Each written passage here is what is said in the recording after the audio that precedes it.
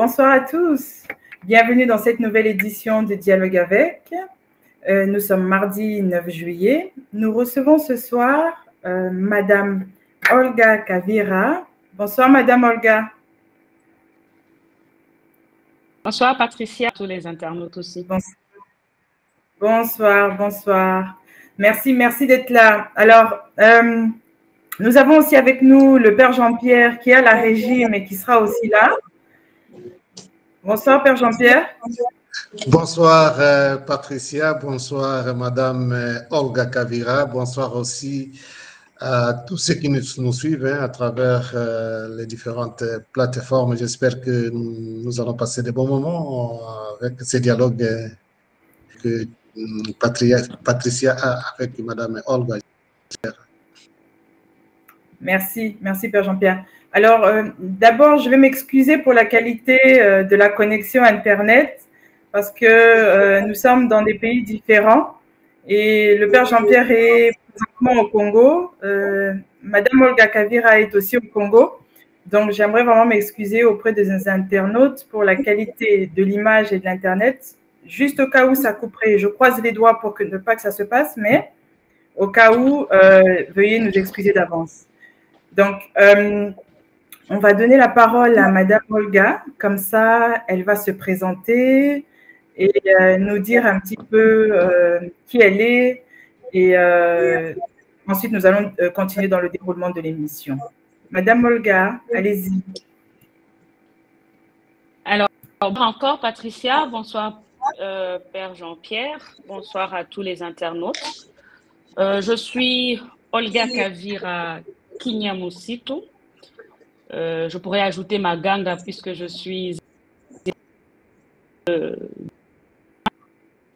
des beaux garçons que le Seigneur m'a donné si gratuitement, à qui je dis merci. Présentement, je suis haut fonctionnaire de l'État en qualité de directeur chef de service au ministère aujourd'hui des postes télécoms et numériques. Ça, c'est de façon introductive, réuniante. Dans la place. Merci, Madame.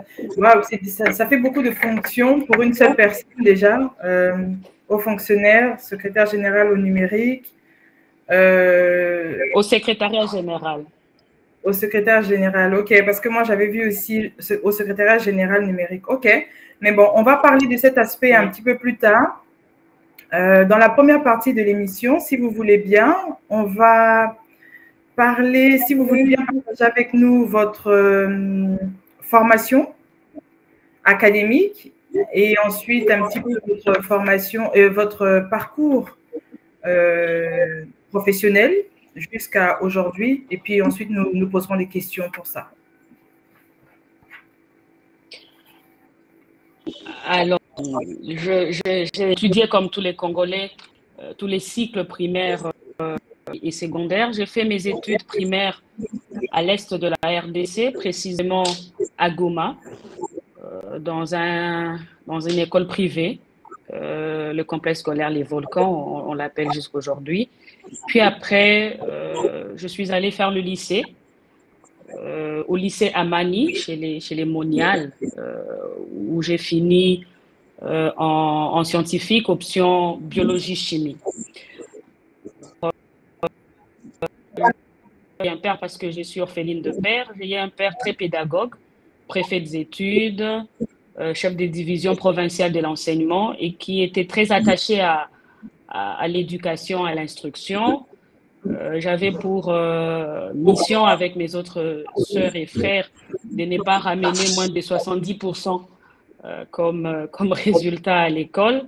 Et cela m'a forgé pour décider plus tard à l'université d'embrasser les sciences exactes, l'informatique.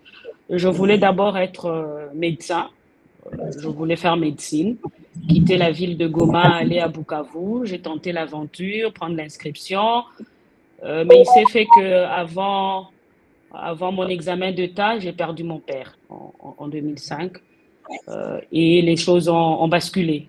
Je suis allée vivre chez un de mes tuteurs, paix à son âme aussi, Et il était question que je choisisse entre des longues études, 10 ans en médecine, ou des shorts, une formation courte où je pouvais travailler même après 3 ans. C'est ainsi que un de mes cousins m'a parlé de l'informatique.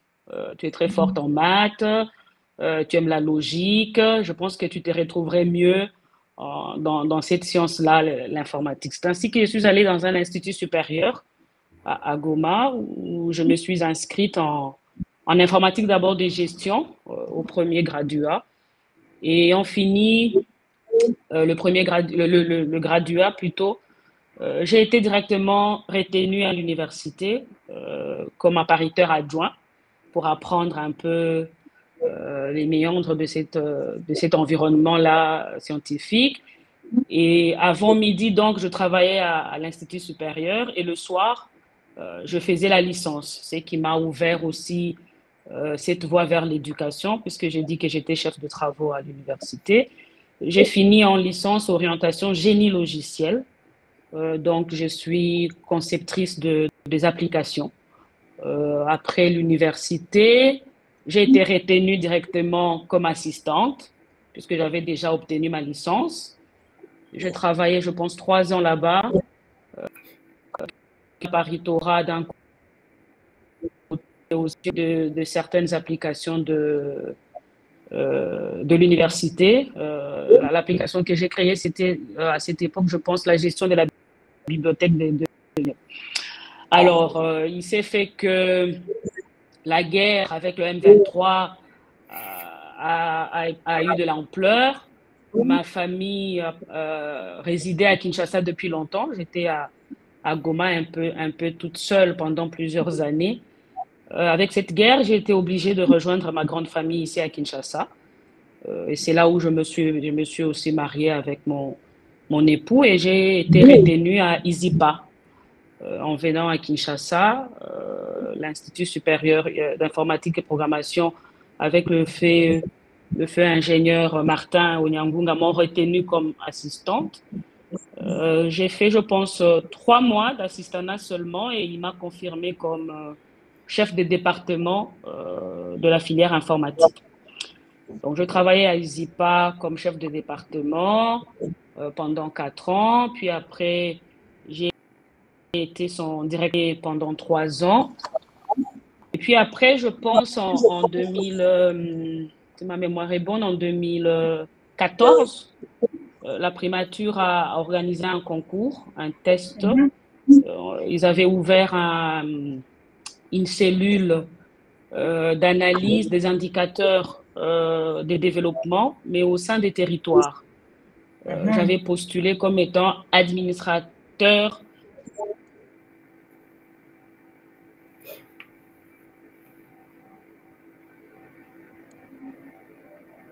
À la connexion. On perd peut-être la connexion. Ah, ok.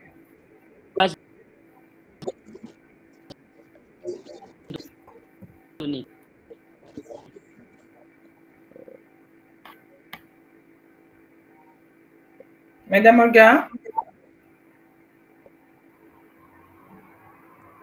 Bon, on va la récupérer après. Je pense que la connexion bug un petit peu là. Pourtant, c'est 9 sur 10 ou 10 sur 10. Ah bon? Peut-être qu'elle devrait juste relancer un petit peu. Ça descend à 8, mais probablement la qualité de la connexion. Là, c'est 8 sur 10. Peut-être que souvent, il faut relancer. C'est l'expérience que nous avons. Ah, elle est là. Elle est là. Ouais. Madame Olga, vous nous entendez? Excusez-moi. Très bien, très bien. Je pense que j'ai un appel direct qui a coupé ma connexion. Désolée. Ah, désolé. Voilà. Il faut déconnecter pour ne pas que ça coupe. Peut mettre ne pas déranger, comme ça chaque appel est vite rejeté, puisque si elle laisse ouvert, elle sera dérangée. Oui, c'est ce que je viens de faire. C'est ce que je viens de faire. Je vous remercie. Alors, je ne sais plus là où j'étais. Je pense que je parlais du recrutement. D'accord. Mais avant d'arriver là, je vais d'abord vous poser une petite question sur votre parcours, à savoir la filière informatique. Je vois bien que vous n'êtes pas vieille, mais est-ce que dans votre filière informatique, il y avait beaucoup de jeunes filles? Est-ce que ça vous a pas fait peur en tant que jeune fille d'aller dans cette filière? Parce que je sais que même aujourd'hui, hein, il y a toujours des sortes d'incitations à pousser les jeunes filles à aller vers ces filières-là, scientifiques, etc. Parce qu'elles ont plus tendance à aller vers le social, ce qui est un peu normal. Comment vous l'avez vécu en fait? Comment ça s'est passé pour vous à Goma? Alors, pour être honnête, hein, j'ai fini l'université, nous étions 21 étudiants dans la classe. 21 étudiants en licence, j'étais la seule femme. Alors que quand nous avions commencé les grades, mémoire est bonne, nous étions à 280, 290 et une cinquantaine de femmes. Au fur et à mesure que nous montrions de promotion, les femmes, elles étaient en train de partir petit à petit et au finish, j'ai fini comme unique femme de cette promotion au point que je me suis fait beaucoup de frères puisque biologiquement, je n'ai qu'un seul frère, mais je dis toujours que j'ai 19 frères parce que j'étais la seule femme de cette promotion. Mais pour répondre à votre question, Patricia, j'ai eu de la chance. J'ai eu de la chance parce que ces jeunes hommes m'ont permis de grandir aussi, de m'affirmer, de comprendre que c'est plutôt la tête qui compte que le genre, que le sexe. Et que je devais prouver que je suis à la hauteur de cette faculté-là. Et même aujourd'hui, à l'université, c'est ce que je dis aux autres femmes. La science n'a pas de sexe, la science n'a pas de genre, la science doit se prouver. Soit vous avez les compétences, soit vous n'en avez pas. Donc, il ne faudrait pas donner de raisons liées à votre état sexuel ou votre genre, quoi. Donc, c'est un challenge qu'il faut relever tous les jours. C'est vraiment un challenge, mais j'encourage aussi les jeunes filles à ne pas se décourager. Voilà. Au-delà de la chance, moi, je dirais que vous avez eu beaucoup de courage parce que vous avez mentionné tout à l'heure que vous étiez à plus de 200 au début, une cinquantaine de femmes, et puis à la fin de votre parcours, vous êtes retrouvée seule. Donc, ça demande aussi beaucoup de courage de se retrouver seule et de ne pas baisser les bras, de se dire que non, c'est ma vocation, je vais la suivre, indépendamment de ce que les gens disent ou de ce qu'ils en pensent. C'est très courageux. Et en tout cas, personnellement, moi, je vous admire beaucoup pour ça, avant d'entrer dans votre domaine spécifique. Parce que je sais aussi que ce domaine-ci, le domaine en tout cas des numériques au Congo, il est un petit peu attribué aux hommes. Mais on va y venir un petit peu plus tard. Je vais vous laisser d'abord continuer votre parcours jusqu'aujourd'hui parce que je vous ai coupé. Allez-y. Alors, donc je disais que j'ai quitté ISIPA au département après 4 à 5 ans de gestion du département, informatique de gestion bien sûr. Et j'ai postulé pour intégrer la cellule des indicateurs de développement de territoire à la primature en tant qu'administrateur de base des données, où j'y ai travaillé 4 ans avant de basculer complètement dans l'administration publique en 2018 au sein du ministère des Finances. Alors, à la primature, je m'occupais, c'est vrai, de toute la base de données des territoires. Nous avions des domaines socio-économiques où nous devons capter les données de terrain. La cellule avait un expert par territoire et les experts remontaient via une plateforme que nous avions développée toutes les informations pour qu'on calcule les indicateurs par domaine. Alors, c'est ce qui m'a poussé à côtoyer le secteur public, puisque pendant longtemps, j'étais dans le secteur privé. J'ai aimé travailler pour l'État et j'ai été admis sous statut au ministère des Finances en 2018. Et directement, j'avais été affectée à la DEP, à la Direction des études et planification, où il était maintenant question d'analyser non pas les statistiques de tous les secteurs de l'État, mais quand même les statistiques liées seulement aux finances publiques. Alors, j'ai été à la direction de la DEP en tant que chargé d'études pendant 3 ans, 3-4 ans, avant que aujourd'hui l'honorable Kolongue Léo, le professeur, ex-ministre du numérique, me recrute comme conseillère en charge des applications et contenus numériques de son cabinet. Donc, j'ai demandé une mise en disponibilité pour rejoindre le cabinet du ministère du numérique de 2021 à 2023. Et une opportunité s'est ouverte. On a organisé, le cabinet ou le ministère avait organisé des recrutements pour mettre en place la nouvelle administration du ministère du numérique. Alors, je me suis dit que je tente ma chance, puisque c'était ouvert même aux experts et aux non-fonctionnaires.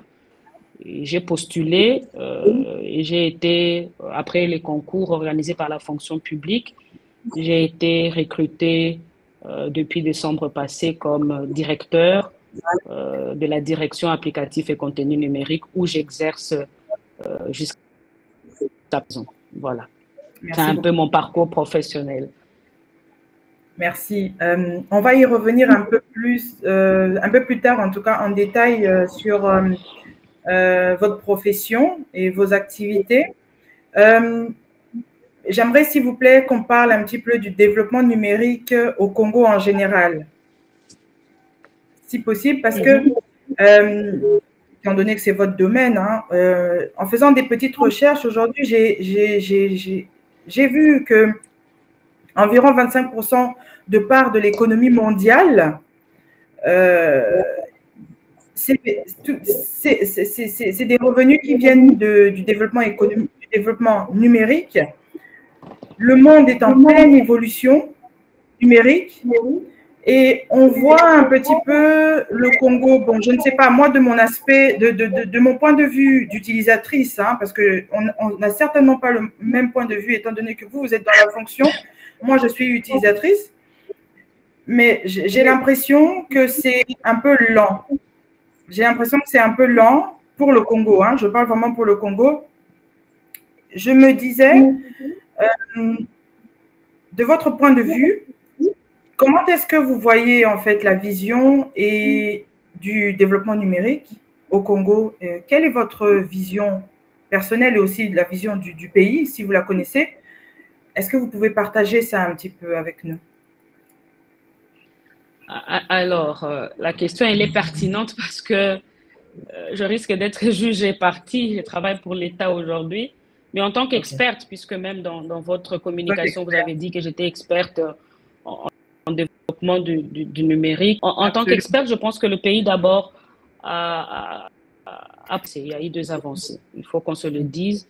Depuis que le chef de l'État a donné le temps en disant qu'il voulait faire du numérique congolais un levier d'intégration, un levier au sens que sans l'outil digital au sein de l'économie numérique, au sein de l'économie de la RDC, on ne peut pas développer le pays. Avec un taux de pénétration mobile Internet de plus ou moins 31%, on vient de 7% il y a quelques années, on est à 31%, le pays est un continent. Et je pense que le premier succès de la digitalisation de notre économie passe et passera par l'homme. Nous devons arriver d'abord je ne dirais pas digitaliser le capital humain, mais arriver à installer une culture numérique dans les écoles, au sein de l'administration publique, dans les universités, dans la vie quotidienne de Congolais. Cette culture doit intégrer, puisque même si on développe des applications, même si on installe des infrastructures, même si on connecte toute la RDC, si le Congolais, lui, n'a pas ce sens-là de la digitalisation, ça ne servira à rien. C'est l'homme qui doit être au centre de cette digitalisation. Et comment est-ce que je vois le secteur de la digitalisation en RDC? Je l'ai dit même à beaucoup de mes proches que ça passera par le fait qu'on offre aux Congolais une identité digitale. Donc, on doit commencer par là. Je m'explique. Aujourd'hui, pour ouvrir un compte bancaire, vous passez par... On vous demande une pièce d'identité. C'est-à-dire que vous ne pouvez pas ouvrir un compte bancaire Si vous n'avez pas une pièce d'identité, ça peut être un passeport ou aujourd'hui une carte d'électeur ou bien un permis de conduire valable. C'est la même chose. Pour effectuer des achats en ligne, à un moment donné, on vous demande de vous identifier. C'est que nous devons avoir une base de données de l'identité virtuelle ou l'identité digitale de tous les Congolais et leur offrir la possibilité d'aller maintenant vers les applications. Et ces applications, je peux avoir demander un passeport, c'est une application, demander un permis de conduire, c'est une application, ouvrir un compte bancaire, c'est une application. Et toutes ces applications puiseraient leur source d'abord de la base des données de l'identité digitale. C'est le challenge que auquel nous devons répondre, c'est l'instauration d'une identité digitale pour les Congolais.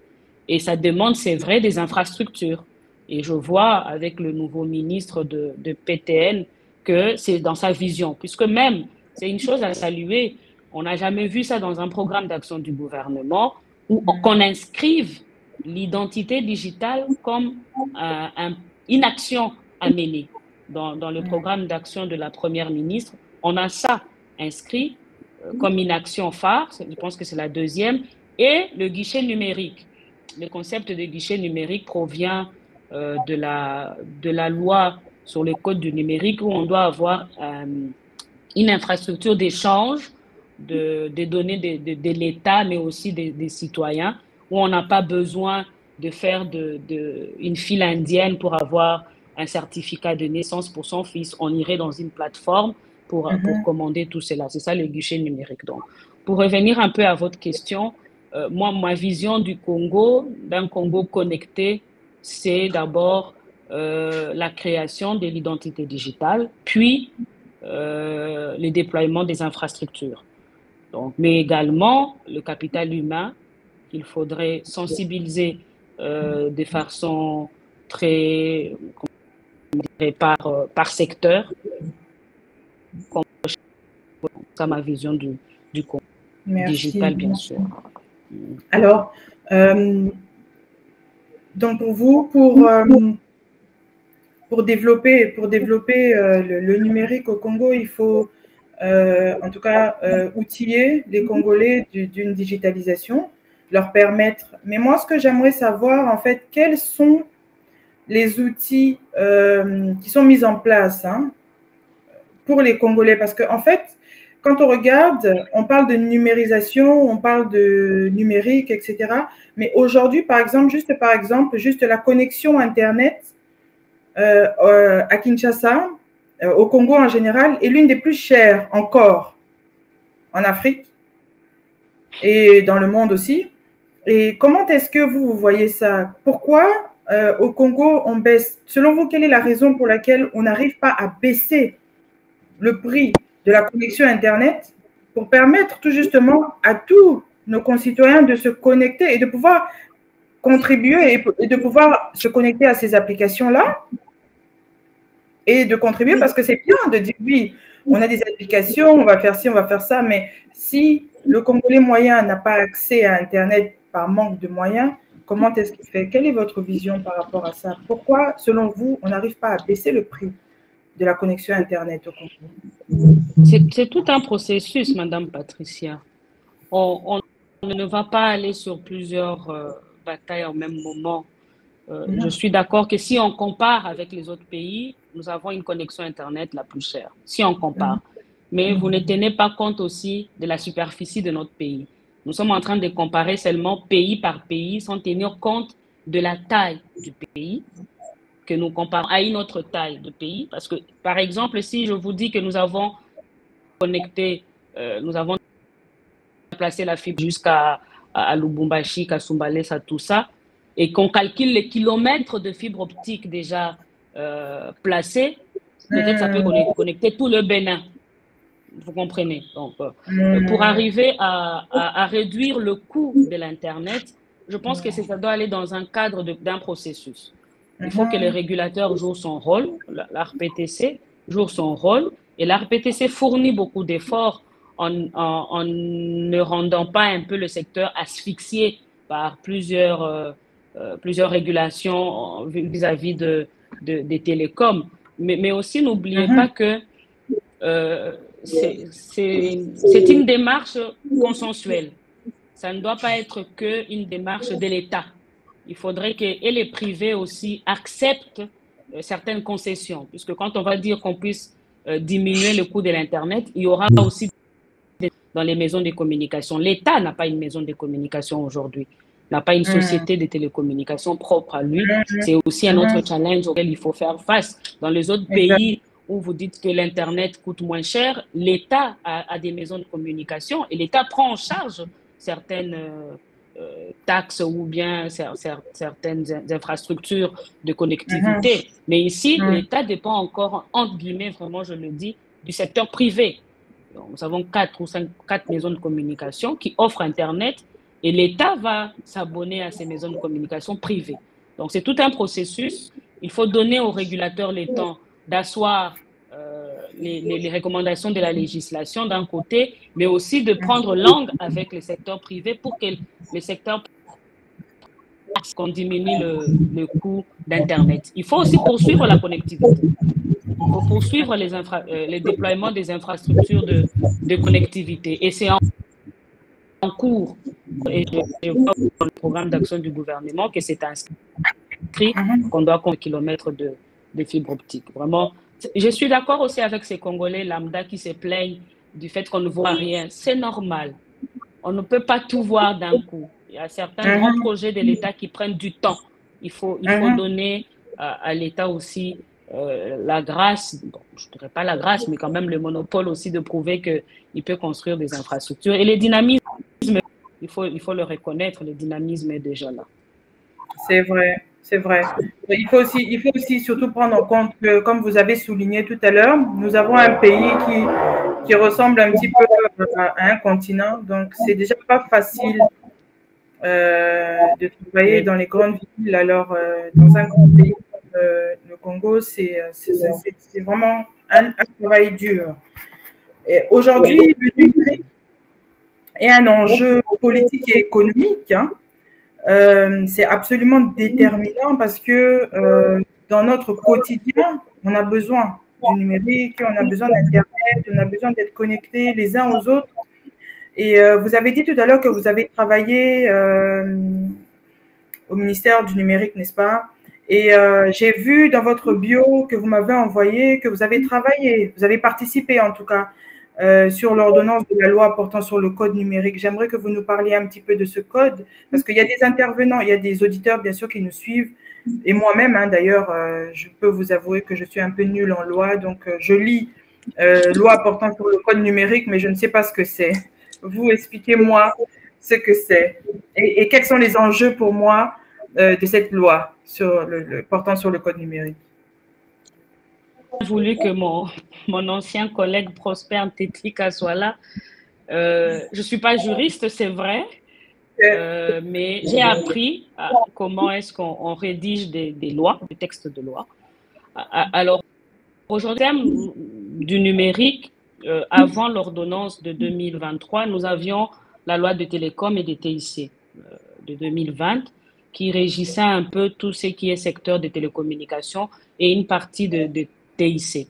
Mais nous avions une absence en ce qui concerne, par exemple, la signature électronique, par exemple. Nous avions une absence en ce qui concerne l'administration électronique, c'est-à-dire aujourd'hui l'administration publique et les papiers. Si vous voulez m'envoyer une correspondance, vous écrivez au secrétaire général et le secrétaire général va orienter la correspondance dans ma direction. C'est encore du papier. Vous ne pouvez pas m'envoyer. Le mail ne valait pas, n'avait pas une loi reconnue dans l'administration publique. Il fallait légiférer sur toutes ces questions, mais aussi la question, par exemple, de cybersécurité. On a usurpé votre identité sur Internet. Comment vous faites? Vous portez qui? Est-ce que ces magistrats ou cette cour-là, elle est compétente? Tout ça. Donc, il était grand temps qu'on légifère maintenant sur la partie données, puisqu'on avait déjà légiféré sur la partie infrastructure, si je peux m'expliquer ainsi. Alors, l'ordonnance loi, puisque c'est le président de la République qui l'a prise, elle est passée, c'est vrai, par une validation de l'Assemblée nationale. Elle a été publiée, si ma mémoire est bonne, je vais prendre l'ordonnance loi, comme ça, elle est là. Donc, l'ordonnance loi du 13 mars 2023. et elle réglemente plus ou moins 6 matières, 6 grandes matières. Comme je ne suis pas juriste, je vais vous dire toutes ces matières. L'article sur ça, c'est les activités et services numériques. C'est le premier qui revient sur ça. Vous avez les contenus numériques, vous avez la personnelle, et sécurité, sont des activités qui sont reprises dans cette loi. Donc aujourd'hui, comme les autres États, le Congo a un arsenal juridique qui le met à l'aise. Alors quand la loi avait été écrite et proposée, il faut dire qu'elle avait d'abord été proposée à l'Assemblée nationale. C'était une proposition de loi qui a été ramenée au gouvernement comme projet de loi. Alors, les experts de l'écosystème qui ont travaillé sur cette ordonnance-loi, il y a eu beaucoup de travaux, ça je peux vous le dire.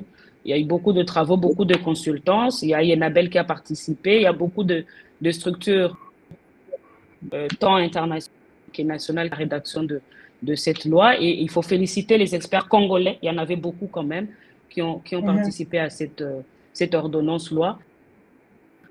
On peut en être fier que si nous avons de l'international, nous pouvons non pas que nous fier au RGPD que beaucoup de télécoms utilisent encore aujourd'hui, mais ils sont en train de basculer. Nous pouvons utiliser nos 2 lois que nous avons dans les secteurs. Donc, c'est un code du numérique. Pourquoi? Parce que ce code contient plusieurs, entre guillemets, sous-lois, plusieurs lois à l'intérieur.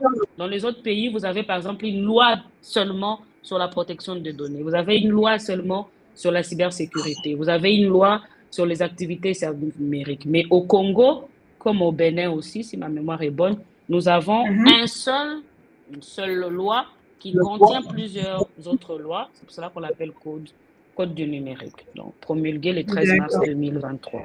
Voilà. Merci. Donc, les Congolais sont couverts par cette loi du numérique au cas où. Est-ce que ça marche pour les entreprises, pour les institutions? Ça marche pour tout le monde. Cette loi, elle est en vigueur pour absolument tout utilisateur du numérique. Pour tout le monde. Pour tout celui qui exerce, qui recourt à la technologie à partir de la RDC, à destination de la RDC. Vous êtes en Europe et vous avez vos activités en RDC, cette loi s'applique à vous. Vous êtes en RDC, vous avez vos activités, cette loi s'applique à vous. Absolument, merci beaucoup. C'est très clair et c'est important de le savoir, hein, surtout de le vulgariser pour nous les citoyens qui ne sont pas très familiers avec toutes ces lois. Je crois que c'est très important. J'aimerais aussi qu'on parle, si vous voulez bien, vous avez parlé de ça brièvement tout à l'heure, de la lutte contre la cybercriminalité. Est-ce que c'est un aspect que vous avez touché, palpé un petit peu? Et si oui, j'aimerais savoir qu'est-ce qui est fait un petit peu plus précisément pour lutter contre la cybercriminalité aujourd'hui, parce qu'on voit un petit peu tout ce qui se passe. Bon, ce n'est pas des crimes comme tels, mais avec la propension des réseaux sociaux, comme vous avez dit tout à l'heure aussi, l'usurpation des identités numériques, etc. Est-ce que vous avez travaillé un petit peu dessus et selon votre analyse d'expert, en tout cas en numérique, qu'est-ce que vous en pensez? Est-ce que vous pensez que nous sommes aussi avancés un petit peu là-dessus au Congo? Alors, sur le plan de la loi, peut-être l'avantage que j'ai eu et une grâce aussi, c'est que, aimant beaucoup étudier, entre guillemets, j'ai fait l'école de stratégie et défense, le CHES de l'année passée. Et je peux vous le dire quand même, nous sommes très bien organisés. Notre armée, notre système de défense est très bien organisé et la loi donne un poids à tout ça. On a déjà légiféré sur la cybercriminalité, la cybersécurité. On a même une stratégie, le pays a une stratégie sur la cybersécurité. C'est déjà quelque chose à reconnaître. Et le Code du numérique crée ce qu'on appelle l'Agence nationale de cybersécurité, on attend juste les mesures d'application.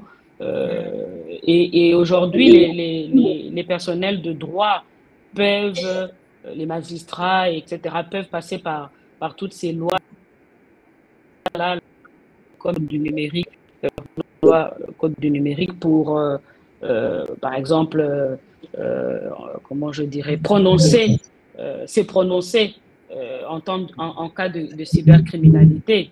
L'article qui circule beaucoup sur les réseaux sociaux, c'est le fameux article 360 ou 373 sur la diffusion des éléments.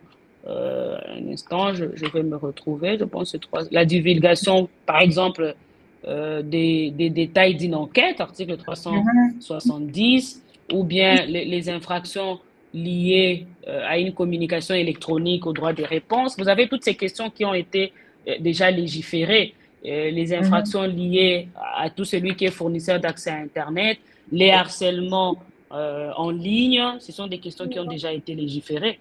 On peut vous insulter sur Twitter, vous prenez la capture d'écran de cette insulte, vous allez porter plainte. Mais avant, on pouvait vous poser la question, mais ça, ce n'est pas une preuve légale.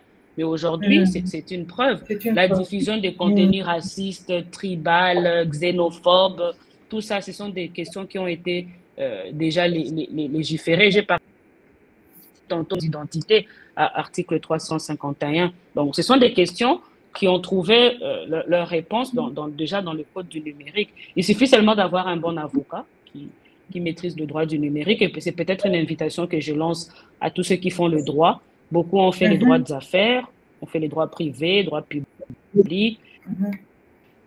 J'invite à aller vers le droit des nouvelles technologies. Vous avez déjà des universités qui organisent ce genre de filière au Congo aussi et à l'extérieur du pays. Ah, c'est très bien ça, je ne le savais pas, mais c'est bon à savoir aussi, surtout pour nos internautes.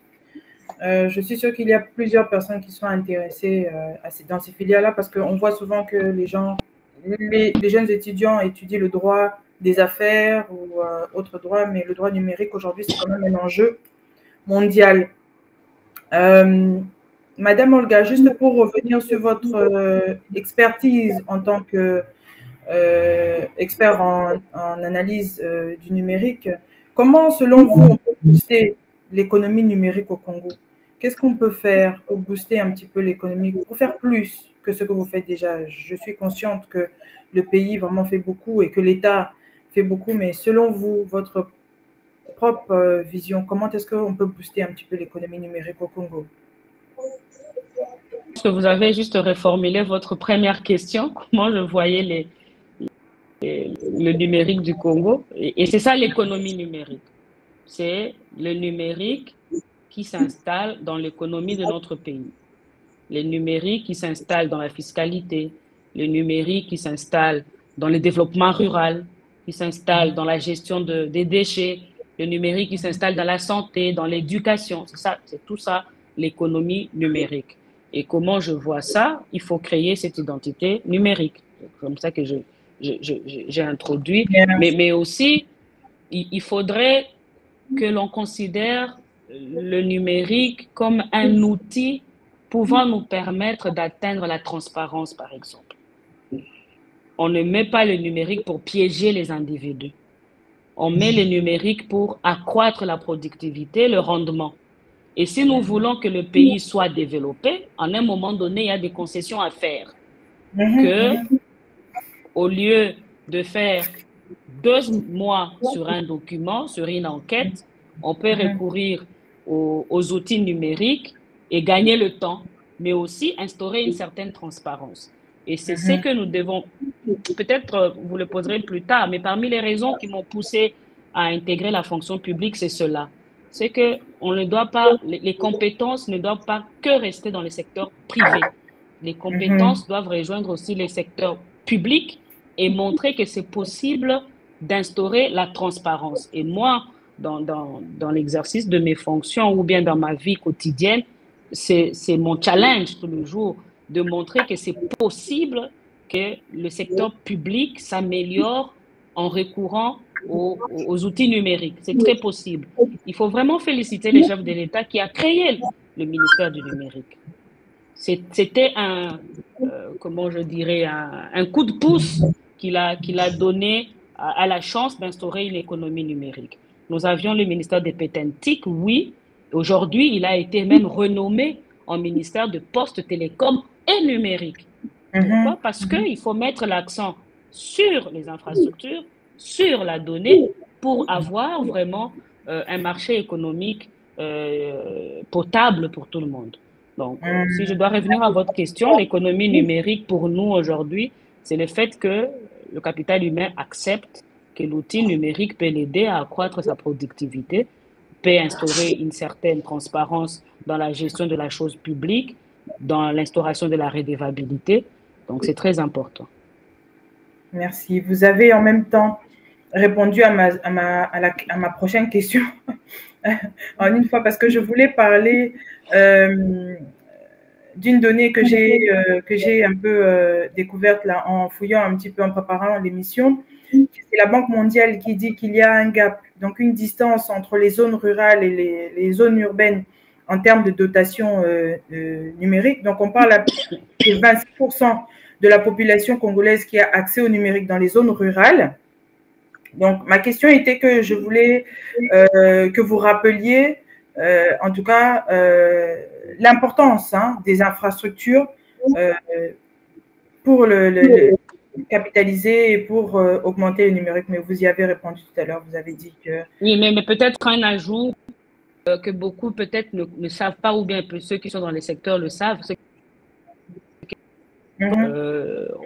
L'État a créé ce qu'on appelle le Fonds universel de services FDSU, le Fonds de développement des services universels. C'est un fonds qui va aider à ce qu'on connecte les zones rurales, dans la connectivité dans les zones rurales. Et je pense que le chargé des missions qui a été nommé va instaurer ou implémenter ces fonds à travers le pays. Donc, c'est un fonds disponible dont la quotité, je pense, est tirée des télécoms, ou je ne sais pas trop si ma mémoire est bonne, qui va aider à ce qu'on puisse accélérer la connectivité dans les zones rurales. Donc, je pense aussi qu'ils vont travailler avec le programme 245 territoires.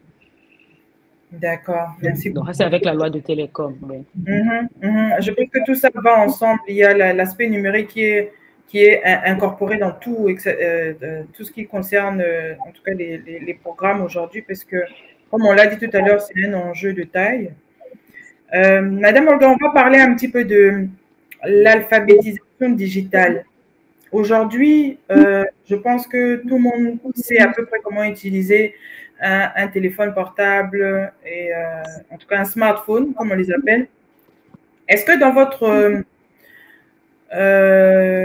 vous avez dit tout à l'heure que vous êtes aussi enseignante, n'est-ce pas, si je ne me trompe pas? Oui, je suis chef de travaux. Oui, chef de travaux. Est-ce que dans vos formations, vous faites ça? Est-ce que vous donnez des formations comment, je ne sais pas comment exactement on les appelle, mais en tout cas des formations pour familiariser les personnes avec l'outil informatique, dans le sens de, moi je peux aujourd'hui avoir WhatsApp, c'est banal, aujourd'hui je peux dire que oui, je veux communiquer avec quelqu'un par mail qui est au Congo, mais la personne ne sait pas utiliser une boîte mail. Qu'est-ce qu'on fait? Qu'est-ce que l'État fait? Qu'est-ce que vous faites en fait dans vos formations pour essayer d'augmenter en tout cas la familiarisation des Congolais avec le digital? J'ai un profil programmation informatique et même les cours que j'étais tournent autour de la conception des logiciels, l'administration de bases de données, la modélisation informatique, mais en tant que je fais partie du réseau qu'on appelle le réseau des écoles de centres d'excellence. Nous avons une école de centre d'excellence ici, juste derrière notre bureau, à l'École nationale des finances. Au renforcement de capacité des agents de la DGI. Je pense que c'est déjà la 7e session. Chaque session, c'est 40 jours. Nous sommes à la 7e session où vraiment nous leur enseignons de base dans le cadre privé en tant qu'enseignant, puisque l'État ne m'interdit pas d'être enseignante. Donc, il y a ce volet-là des centres d'excellence avec les CENAREC, Service national de renforcement de capacité. Il y a plusieurs centres d'excellence à travers le pays où on fait le renforcement de capacité. Mais aussi à l'université. À l'université, je ne veux pas vous le cacher, ça fait depuis 2009, j'enseigne depuis 2009. Je commençais très jeune. Mais quand vous êtes en Gen 1, c'est vrai qu'avec le temps, je n'enseigne qu'en licence. Quand vous êtes en Gen 1, vous avez comme l'impression que ceux qui viennent faire l'informatique, dans leurs attentes, ils viennent faire le secrétariat. Vous voyez, ils se disent, je vais apprendre à saisir. Je vais apprendre à saisir. Il y a comme un décalage entre ce que nous attendons. Nous devons former les gestionnaires de bases de données, les tenanciers. Nous devons former ceux qui travaillent dans les télécoms, les analystes de données. Mais nous sommes en face de jeunes qui des humanités, mais qui dans leur tête pensent qu'on va leur apprendre comment saisir. Donc, vous avez comme obligation de commencer par leur apprendre c'est quoi OFI, par exemple. C'est quoi Word. Vous avez des cours comme ça en première année de graduat. Un clavier AZERTY, un clavier QWERTY. Si ou bien la bureautique au niveau du secondaire, du primaire, l'université gagnerait en temps et on aurait des bons programmes à qui on n'enseignerait plus comment c'est. Puisque pour un développeur, si tu ne sais pas saisir, tu ne sauras pas taper le code. Donc, nous avons ça de graduats, des gens qui saisir, alors que vous avez l'INPP ou même des gens qui terminent l'université, le graduat ou la licence, qui ne savent, alors qu'ils ont fait informatique, hein, qui ne savent pas comment c'est aussi ce genre de problème. Donc, vous voyez, le challenge, il est vraiment grand. Le défi mais on va s'en sortir, quoi. Si on s'organise, je sais qu'il y a le service national de renforcement de capacité qui fait ça, d'excellence. Merci beaucoup. Encore une fois, je pense que la formation joue un rôle crucial. Vous m'entendez? Oui, on vous entend. On vous entend. Vous nous entendez?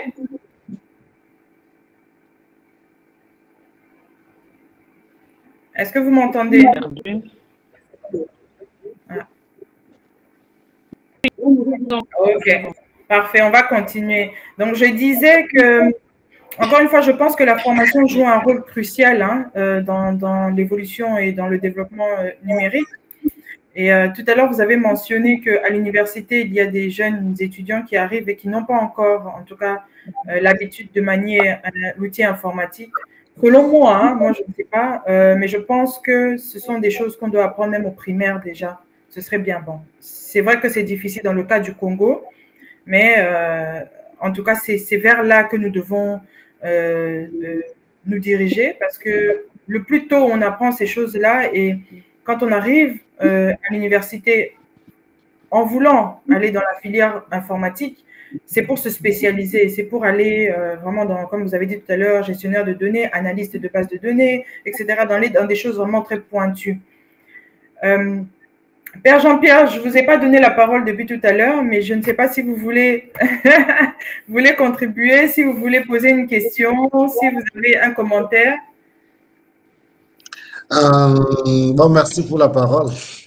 Aujourd'hui, je suis plus à la régie, hein, donc exact, comme exact. Quand même, je suis comme les téléspectateurs ou les auditeurs qui nous suivent. Je peux aussi poser des questions de curiosité. C'est à propos du numérique. Hein, vous venez peut-être de frôler un peu frôler. Ma question, hein, c'est la disparité qu'on peut avoir entre ceux qui sont dans des grandes cités et ceux qui sont à l'intérieur du pays. Comment faire en sorte que ceux qui sont surtout à l'intérieur du pays puissent bénéficier de même avantages pour le numérique, puisque là, il n'y a pas d'électricité, comment est-ce qu'ils peuvent se connecter à l'Internet?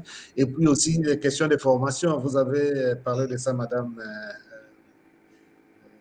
Olga, comment former les gens à savoir, par exemple, déjà utiliser l'ordinateur, ce n'est pas évident, hein, ce n'est pas, comment il faut dire ça, bon, ce n'est pas évident, ce n'est pas sûr pour tout le monde de savoir utiliser les aspects numériques.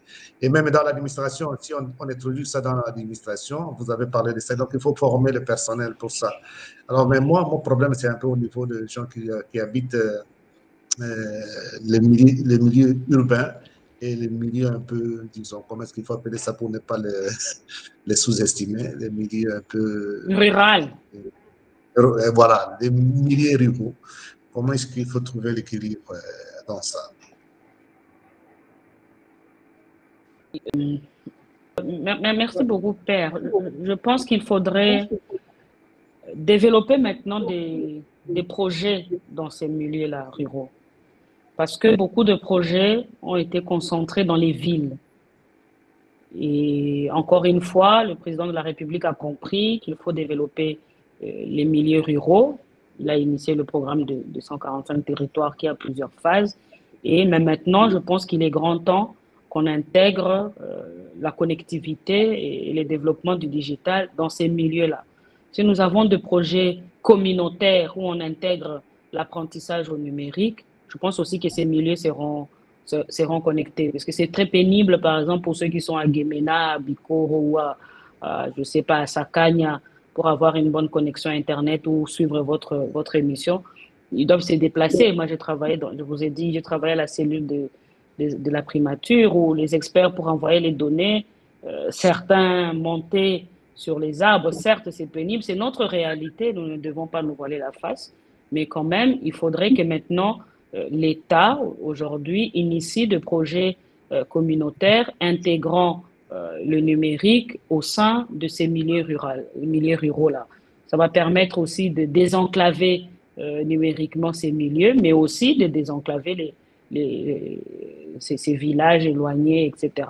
Donc, comme on construit la route, il faut construire aussi la route virtuelle. Donc, ça va aller de pair. Il ne faudrait pas ignorer ces milieux-là, puisque ce sont ces milieux aussi qui font ressortir la beauté du Congo. Hein.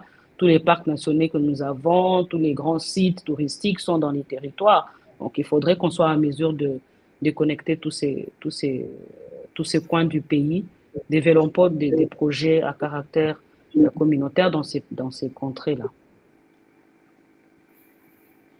Merci beaucoup. Merci, Madame Olga. On va faire une petite pause publicité, si possible, et ensuite, je lirai les questions des internautes. Je vois qu'il y a quelques questions ici qui ont été posées par des internautes. J'aimerais vous les lire, comme ça, vous pouvez répondre.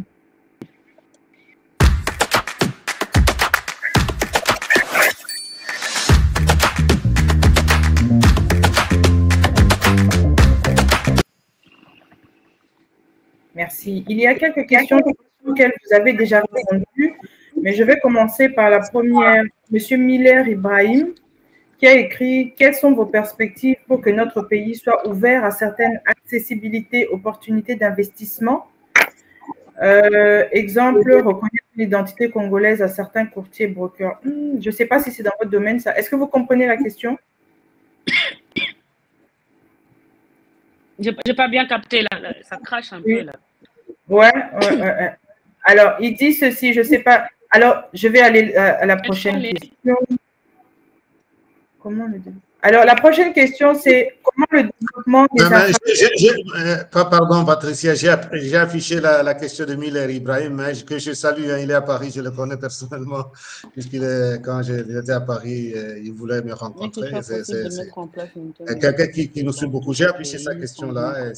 D'accord, parce que là, sur mon écran, c'était coupé. Ah oui, alors, sinon, si vous permettez, je peux lire, parce que moi, je vois de l'autre côté. Oui, allez-y.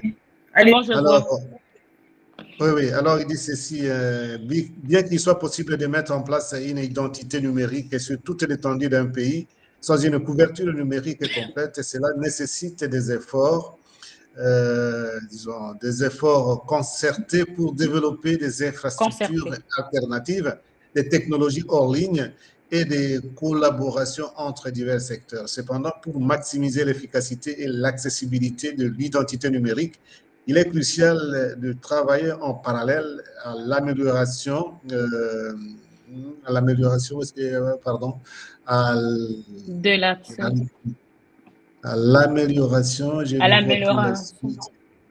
Oui, À vous avez parlé l'amélioration de l'accès à Internet pour tous les citoyens. Tous les citoyens. Et voilà, c'est ça.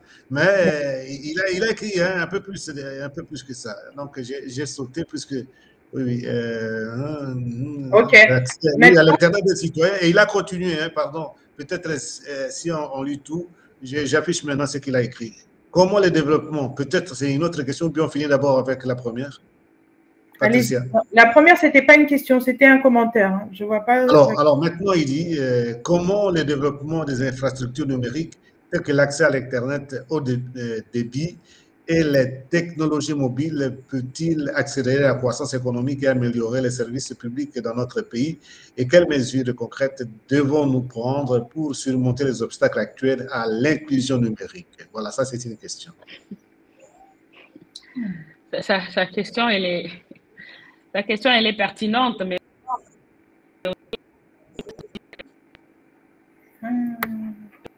qu'on s'y de temps. Hein. Je veux peut-être circonscrire les choses. Hein.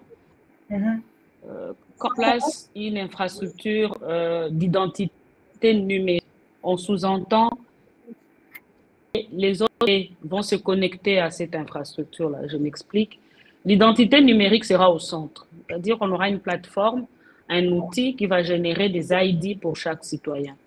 Or, pour générer des ID pour chaque citoyen, on doit passer par des infrastructures, on doit passer par une connectivité, on doit passer par un Internet stable, on doit déjà avoir les besoins des citoyens. Donc, vous comprenez qu'on ne peut pas construire une identité numérique stable si on n'a pas une connectivité aussi qui suit. Donc, au fait, c'est le noyau, mais qui s'appuie sur plusieurs autres composants. Alors, comment accélérer la croissance économique et améliorer les services publics dans notre pays? Je fais partie de ceux qui pensent que l'intelligence collective est importante. Pourquoi je parle d'intelligence collective? Ce n'est pas un travail que l'État fera seul. Et quand je parle de l'État, je ne vois pas que les fonctionnaires de l'État. Je vois tout l'écosystème qui participe à la construction de l'État. Donc, je ne peux pas donner il a demandé qu'on donne des mesures concrètes. Je ne peux pas donner des mesures concrètes puisque c'est une question qui doit être répondue en recourant à plusieurs sectoriels. Le ministère, par exemple, du Commerce extérieur doit donner des recommandations à ces sujets parce que c'est un service public dont il fait allusion. Tous les ministères ou toutes les parties prenantes doivent répondre à la question. Mais ma philosophie à moi en tant qu'experte, c'est qu'au centre, on a l'identité numérique, mais c'est une identité soutenue par plusieurs autres composants, les infrastructures, la connectivité, le capital humain, les infrastructures à clé publique. Beaucoup de concepts tournent tout autour de cela. Je ne sais pas si j'ai répondu à la question. Si, merci beaucoup. Alors, il y a une autre question, c'est celle-ci, c'est de M. Sami Mukendi qui demande où en sommes-nous avec le plan national du numérique? Bon, vous n'allez peut-être pas nous détailler tout, bon, juste, je ne sais pas si vous pouvez répondre à ça. Et où en sommes-nous avec le plan national? En fait, dans les politiques, oui, je comprends bien sa question. Du numérique, le PNN qu'on a rédigé en 2019. Dans toute politique publique, on commence par l'élaboration d'une stratégie, d'une vision. Et du secteur du numérique est couché, si je peux m'exprimer ainsi, dans le PNN, le Plan national du numérique. Et le Plan national du numérique, basé sur 4 piliers, les infrastructures, les applicatifs contenus, la régulation, donne la vision, la ligne à suivre pour développer l'économie numérique. Il faudrait maintenant avoir des projets structurants pour chacun des piliers. Et le plan avait donné une cartographie de projets qu'on devait avoir par pilier. Il était maintenant question d'avoir l'aspect opérationnel de ce projet-là. On a eu ce qu'on appelle le programme de transformation de la RDC qui budgétisait chacun des projets. Il faut maintenant exécuter le projet. Nous ne sommes plus au niveau de la vision. Nous sommes au niveau maintenant de l'exécution de cette vision-là. Sur les projets exécutés ou bien libellés dans le PNN, je pense déjà qu'on est à 40 ou 30, 35% ou 40, 50% des projets en cours d'exécution. Le code du numérique était un projet. La création du ministère du numérique était un projet du PNN.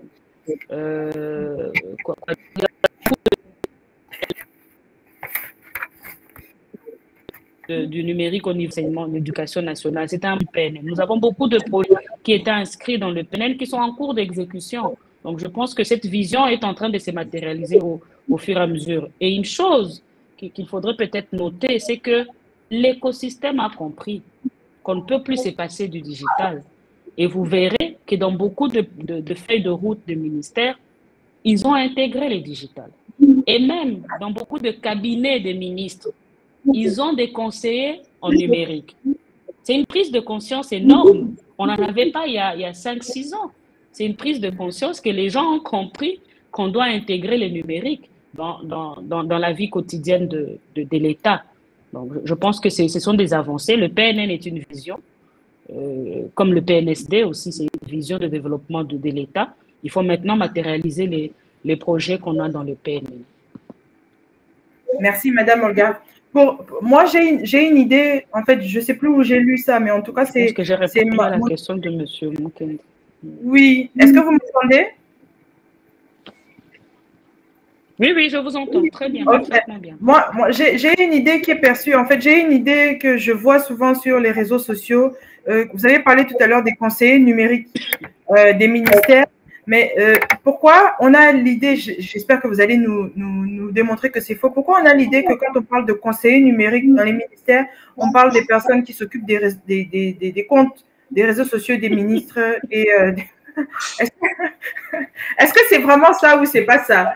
Vous pouvez nous indiquer un petit peu, nous éclairer là-dessus, parce que moi, c'est ma perception des choses. Hein. Quand on me dit je suis conseiller numérique dans un ministère quelconque, moi, je vois quelqu'un qui s'occupe du compte Twitter du ministère ou bien du ministre. Est-ce que c'est ça ou je me trompe? Parce que oui et non.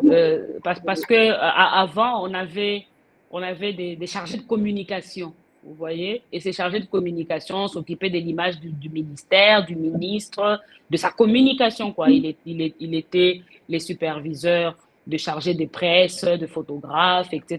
Mais on a élargi l'attribution.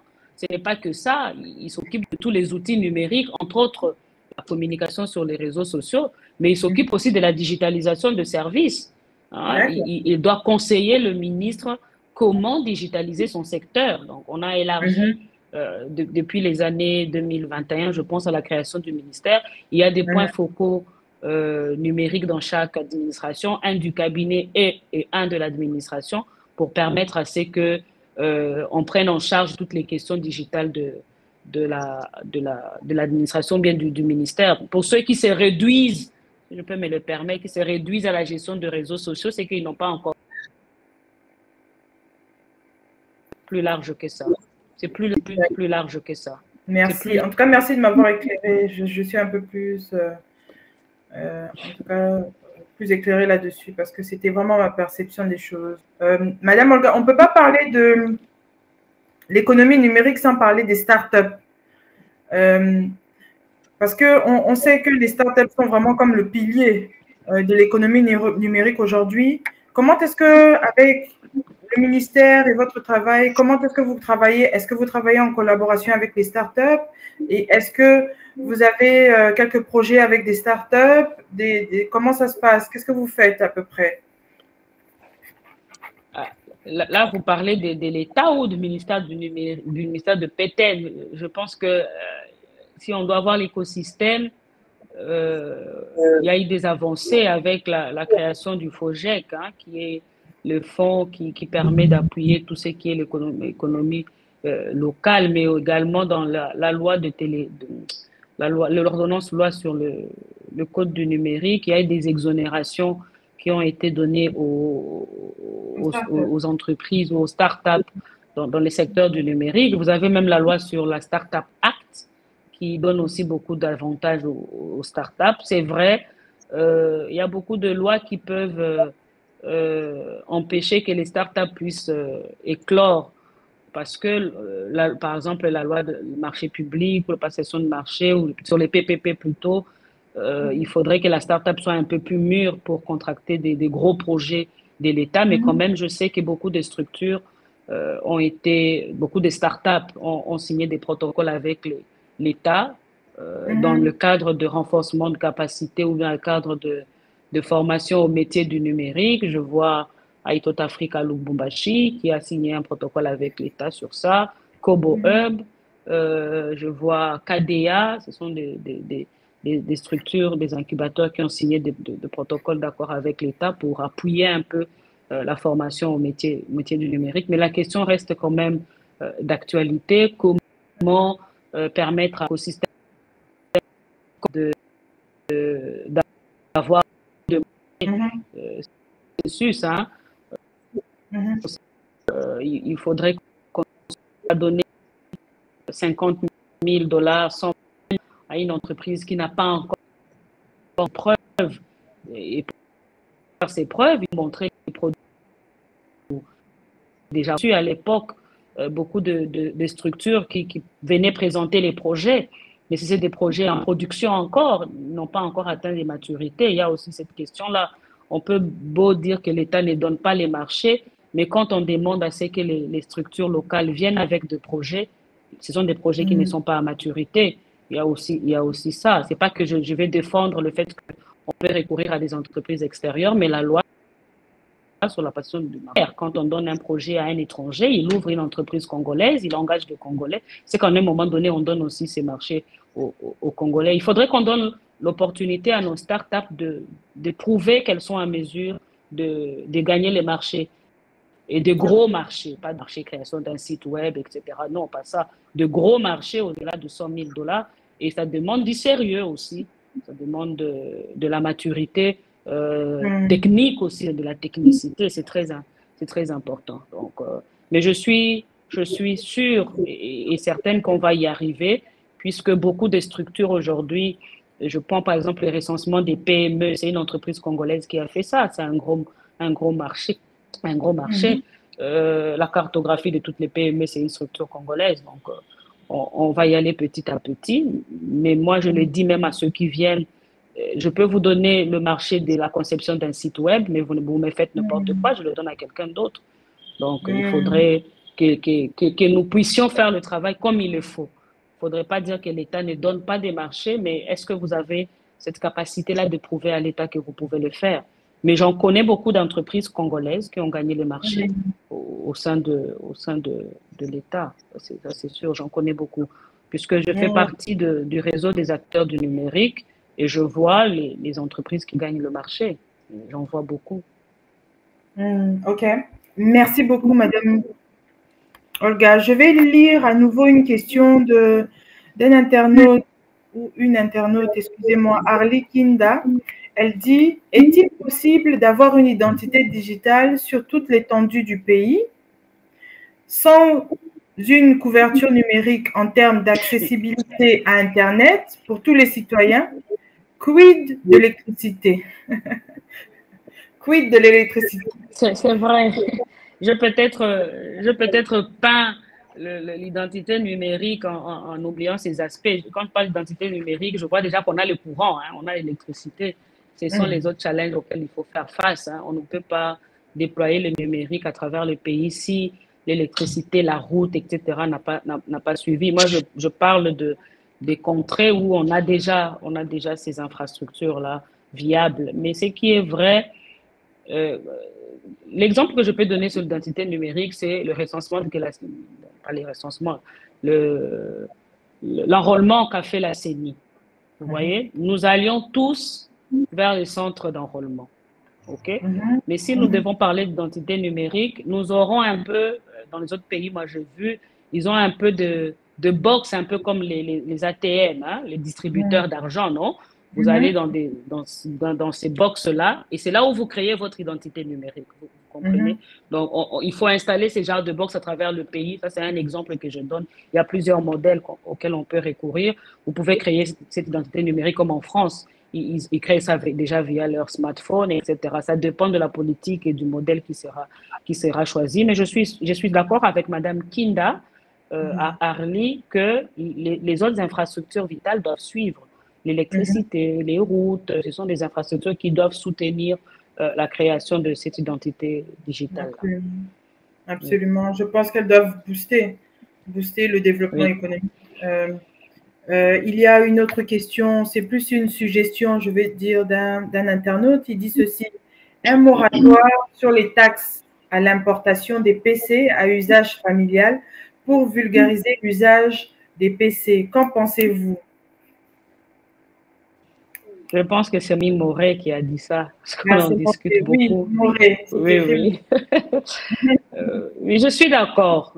Peut-être l'exemple n'est pas bien choisi, mais il existe des pays de l'Est Afrique, des États d'Afrique centrale qui ont carrément ôté les taxes à l'importation à tout informatique, hein, qui est ordinateur, flash, etc. Donc, je pense que c'est une bonne recommandation. Il faudrait faire parvenir ça aux autorités compétentes pour que on puisse. C'est vrai, je suis d'accord avec lui. Ça va permettre à ce que la culture digitale soit instaurée aussi au sein des familles. Hein. Mais c'est un processus. C'est un processus. C'est un long processus. Je suis d'avis aussi avec ça parce que je me dis que ici même en Occident, il y a eu une période de l'évolution où il y avait les écoles qui demandaient aux parents si on avait un laptop à la maison, donc un ordinateur portable à la maison.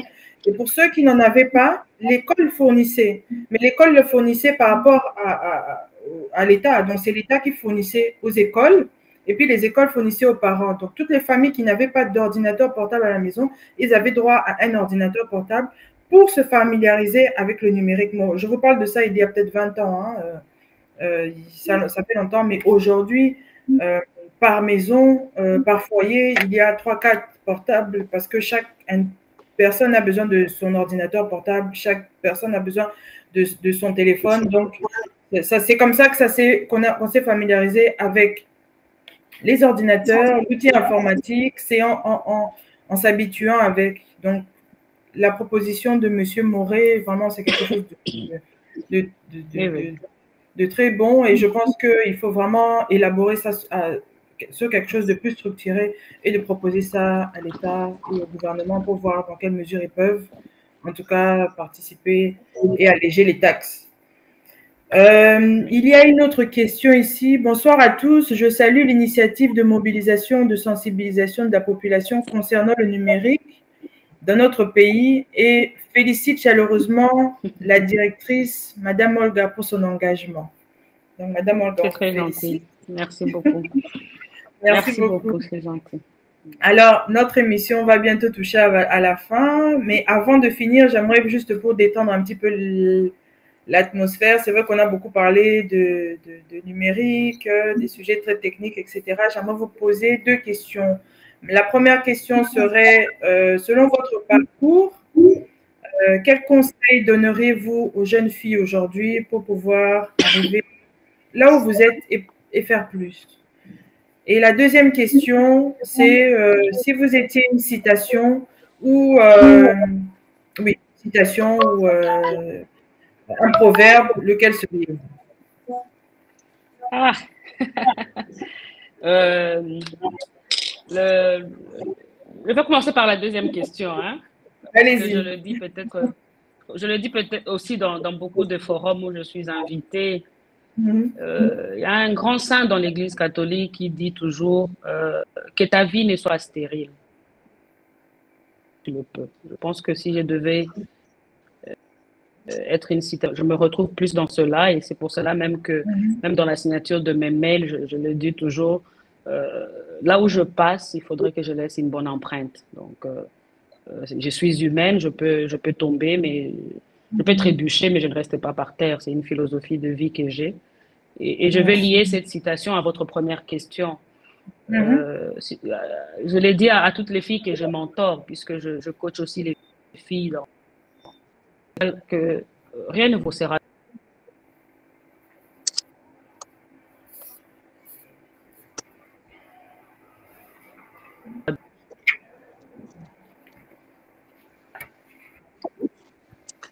Vous m'entendez? Oui, on vous entend. Maintenant, on vous entend. Vous pouvez recommencer. Vous pouvez reprendre. Alors, on a perdu quand même quelque chose là, si elle peut répondre. Si vous pouvez reprendre la deuxième question. La deuxième. La question, je disais que j'allais lier la citation à la première et que en coachant même les jeunes filles du numérique, je leur dis rien ne vous sera donné gratuitement.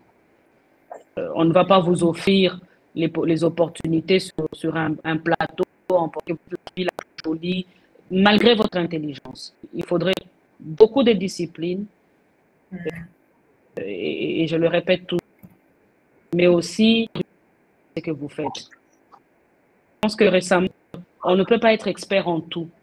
Soit vous êtes expert en une chose et vous faites bien cette expertise-là. Mais si vous voulez toucher à tout, à un moment donné, vous serez mélangé à même de la poubelle et ce n'est pas bon. Donc les jeunes qui embrassent les sciences retiennent que, bon, on a aussi mystifié les sciences en disant que c'était les branches les plus difficiles, etc. Si on a beaucoup de prix Nobel féminins, c'est que ce n'est pas aussi si difficile que ça quand même. Il faut juste un peu de discipline, de rigueur, parce qu'un travail bien fait, ne se fait pas à la légère. Il faut prendre les choses au sérieux. Mais aussi, je rajoute, c'est qu'il faut considérer que tout est aussi spirituel. Hein. Si tu ne mets pas une petite spiritualité, d'équilibre mental, tu risques de te perdre. Il faut avoir des repères spirituels dans sa vie. L'intelligence, c'est vrai, mais comment est-ce que tu arroses cette intelligence par la spiritualité? Donc, c'est possible. Si nous, aujourd'hui, moi j'ai moins de 40 ans et je suis ce que je suis aujourd'hui, c'est que c'est possible aussi pour tous les autres. Hein. C'est très possible. Merci beaucoup, Madame Olga.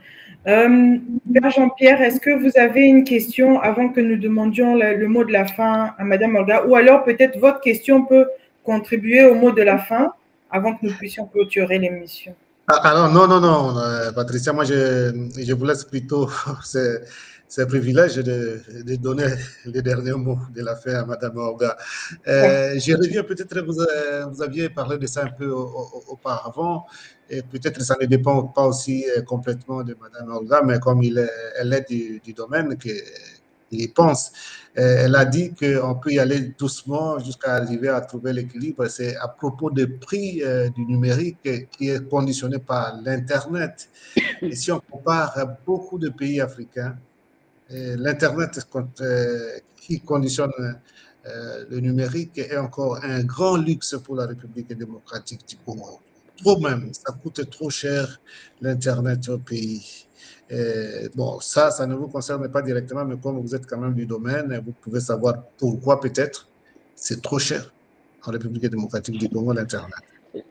Honnêtement, je ne sais pas pourquoi, honnêtement. Mais je sais que techniquement, il y a plusieurs facteurs pour faire de l'Internet. Il y a plusieurs facteurs et il faut une bonne régulation pour que ce prix-là baisse. Et je pense que l'ARPTC, avec le président Katende et Madame Omalanga, ils sont en train de faire cet effort-là. C'est beaucoup de facteurs qui entrent dedans. Et en tant qu'experte, je suis d'accord aussi qu'il faut diminuer ce coût. Mais il ne faut pas aller brutalement. Hein. Ça demande de bien analyser les choses. Et quand on va réduire le coût, comment est-ce que les télécoms qui nous offrent cet Internet-là ne vont pas avoir les déséquilibres? C'est ça aussi la régulation. Il ne faudrait pas que l'État veuille satisfaire la population et les secteurs privés aussi en pâtissent. C'est pour cela que j'ai dit c'est un processus et la régulation doit jouer son rôle. La qualité de l'Internet, oui. La qualité va suivre. Oui, oui. oui. Parce que le pays n'est pas encore totalement connecté, hein. Le pays n'est pas encore totalement connecté. C'est ça aussi qui impacte. Il faudrait voir est-ce que nous avons déjà installé toutes les infrastructures nécessaires. Et ces infrastructures, comment elles atteignent les milieux reculés où nous devons avoir cette qualité. C'est parce que nous sommes en ville que nous pensons que c'est très difficile quand vous êtes dans les milieux reculés, hein. Donc, je pense que la régulation doit jouer son rôle. Les régulateurs doivent vraiment jouer son rôle. Oui. Merci. Moi, je dirais de ma petite expérience, en tout cas de ma petite analyse, il n'y a peut-être pas assez de concurrents. Il faudrait aussi, je pense que ouvrir la porte à plusieurs sociétés de télécommunications. Comme s'il y a de la concurrence, les prix vont systématiquement baisser, je pense. Je ne sais pas qu'est-ce que vous en pensez, vous. Est-ce que vous ne pensez pas que peut-être le peu d'opérateurs de télécommunications que nous avons, ils sont tellement peu au Congo que ça fait que les prix sont tellement chers. Donc, si on laisse un petit peu de largesse dans le sens de baisser les taxes, etc., ce qui permettrait à plus de personnes et à plus d'entreprises de venir s'installer au Congo, et cela permettrait d'avoir une concurrence, et la concurrence permettrait ainsi de baisser les prix. Qu'est-ce que vous pensez de ça? Je l'ai dit, je pense au début, il faut que l'État ait sa société de télécommunications pour faire le poids. Si l'État coûte, le concurrent va se référer au prix de l'État. Oui. Parce que l'État ne va pas accepter que $1 fasse moins d'1 giga. Ça, c'est un grand challenge, c'est vrai, mais c'est l'idéal. Dans les pays où l'Internet coûte moins cher, l'État a une maison de communication. Il faut prendre ce risque-là. La SCPT peut être transformée en une maison de communication. C'est vrai, elle est commerciale. Donc, il faut lui donner la chance aussi. Ça, c'est un avis d'expert. Un avis d'expert. Merci. Merci beaucoup. Alors, on va vous laisser le mot de la fin avant que nous clôturons. Si vous avez quelque chose, un dernier commentaire ou quelque chose à dire avant que nous puissions clôturer. La première chose que je veux dire, c'est vous remercier d'abord de m'avoir invité. Je suis dialogue avec sur les réseaux sociaux. Je suis très active. Et ça a été vraiment, je ne veux pas vous le cacher, une surprise que vous ayez demandé que je participe à cet exercice. C'est vraiment un mot de remerciement, mais également c'est une invitation. Vous allez constater que dans beaucoup de mes tweets, je reviens sur les innovations, l'intelligence artificielle, sur ce qui va apparaître, parce que c'est peut-être un message que je lance à tous ceux qui me lisent, qu'on ne peut plus aujourd'hui faire semblant comme si le numérique n'existait pas, comme si la technologie n'existait pas. C'est comme on a fait avec la téléphonie, on s'est habitué, on doit aussi s'habituer. Le digital sera dans notre quotidien tous les jours. On ne va plus, par exemple, avec l'aviation, dire qu'il n'y aura plus d'avions. On est en train de pousser pour avoir plus que ça, donc il faudrait s'y faire. Mais une autre invitation, c'est de prendre les choses au sérieux. Nous avons cette manie de vouloir condamner sans rien proposer dans son bagage. Donc, l'expertise coûte cher, je le dis toujours à mes proches. Il faut mettre du sérieux dans cette expertise. Et une autre invitation, peut-être, c'est d'inviter les gens à ne pas fuir l'État. Si nous tous, nous restons dans les secteurs privés, l'État ne sera pas très performant, comme dire, prendre le risque de se faire payer en francs congolais, mais pour l'amour du pays. Hein. Le pays est très grand, mais cette grandeur passe par le sacrifice. Donc, je remercie encore tout le monde, tous ceux qui nous ont suivis. Et merci beaucoup au père et à toi, Patricia, pour cette invitation. Merci beaucoup, Madame Olga. En tout cas, merci pour votre mot de la fin. Grandeur, sacrifice, experte, analyste. En tout cas, vous nous avez beaucoup enrichi aujourd'hui. Comme notre invité, en tout cas, que vous avez bien souligné aujourd'hui que le numérique est un enjeu politique et économique absolument déterminant. Et c'est par l'action que la vision de la transformation numérique de la République démocratique du Congo sera possible. Il faut créer des infrastructures, développer les infrastructures pour permettre de réduire le coût d'Internet, de la connexion Internet, et ainsi permettre à tous les concitoyens congolais d'être connectés et de pouvoir participer à la digitalisation du Congo. Nous avons vu aussi à travers vos dires que le gouvernement est fortement impliqué par la promulgation de lois favorisant le développement économique et numérique. Ensuite, vous nous avez aussi parlé des startups, du travail qu'ils doivent mettre et incorporer, du sérieux qu'ils doivent incorporer dans le travail pour pouvoir gagner les marchés. Et c'était très enrichissant. Merci beaucoup, Madame Olga. En tout cas, merci pour votre expertise. Et merci pour votre présence aujourd'hui. Ça nous a été vraiment très bénéfique. Je voudrais aussi merci. Je voudrais aussi dire à nos internautes que nous avons eu des moments où il n'y a pas eu le dialogue avec, parce que nous sommes en période estivale, hein, c'est l'été, les gens partent en vacances. Le père Jean-Pierre aussi est en vacances. Comme vous le voyez, il n'est pas dans sa régie, il n'est pas dans son local normal.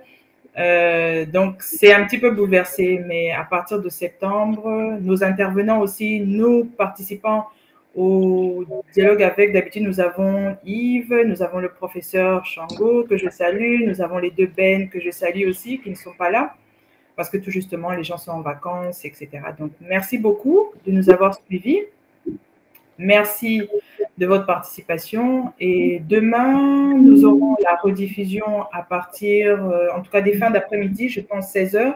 Vous pouvez revoir l'émission avec Madame Olga Kavira et la regarder sur Twitter, sur YouTube, sur LinkedIn aussi. Nous avons ouvert un compte, ainsi que Facebook. Je vous remercie beaucoup de nous avoir suivis. Et à vendredi, nous avons un autre invité, un expert en communication cette fois-ci. Donc, je vous souhaite une bonne soirée et à très bientôt.